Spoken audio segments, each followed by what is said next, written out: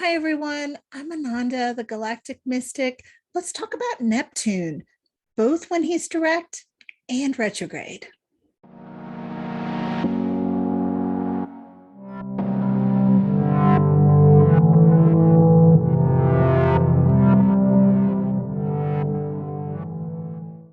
Hi, everyone. Welcome to my channel. Around these parts, we talk about astrology, mysticism, folk magic, conscious relationships, this crazy world we're living in, and how to navigate it consciously. It's weird times, right?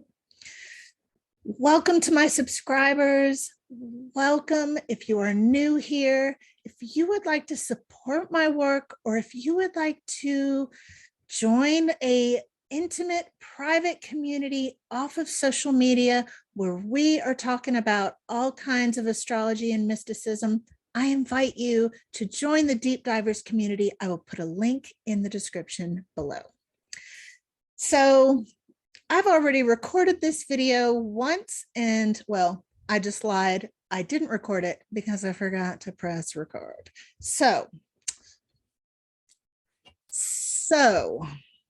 I'm recording now. So let's talk about Neptune. Neptune is our deity of the vast mystery, the mystery that is the big waters. His power is so often overlooked in pop astrology, and his potential to both devastate and enlighten, is widely misunderstood. His purpose is ultimately spiritual. He helps us locate that part of us that I call the observer. That's the part of us that can experience and feel every single thing without becoming wrapped up in the drama of it or in the ego's storyline. Now, I love the ego. The world would be a very boring place without our egos. So it's not that, but it is important that we have that ability to step outside of our ego. So Neptune pushes us to look outside of ourselves into that great mystery. Now, as a planet, Neptune has almost a perfect circular orbit, which I think is really cool because this almost perfection represents our drive to seek some sort of higher ideal outside of ourselves. This seeking is tricky, though, because we play lots of tricks on ourselves. We project our desires onto people and situations in order to create a false experience of this spiritual perfection.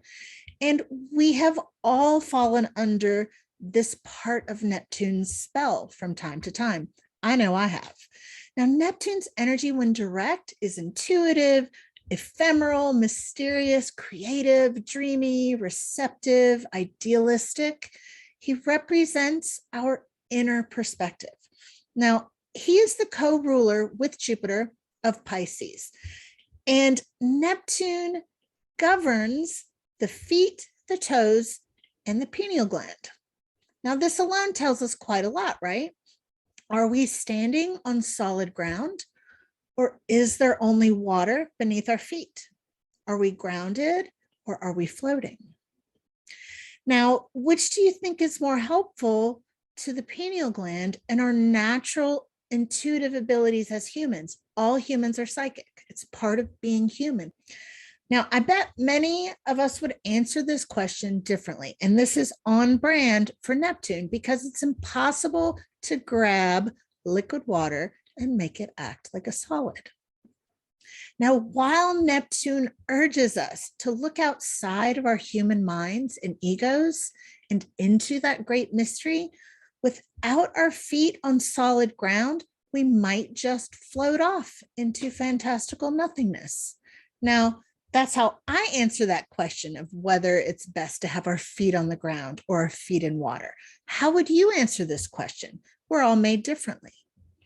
Now, when Neptune is retrograde, it's actually really cool how his energy can be harnessed, because this is when we can flip the script and ground into the spirit world in order to bring the energy of spirit and mystery into the physical. Now, the urge to just kind of sit and drift can happen. We can get really spacey and lost in the inner world sometimes when he's retrograde, but our psychic experiences, our intuitive worlds can be refreshingly loosened from linear and logical thought and easier to interpret at the same time. And that can be a true gift of Neptune in retrograde. Now, this is when we have a chance to clear the fog, especially if Neptune is challenged by hard aspects, which can have us really, believing lies with relative ease.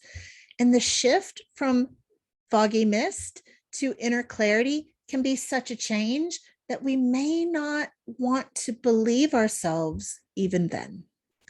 Now, this is when we harness our ability to discern. Humans are magical spiritual creatures, and Neptune retrograde can serve as a training ground for that deep inner knowing that ends up becoming a built-in lie detector.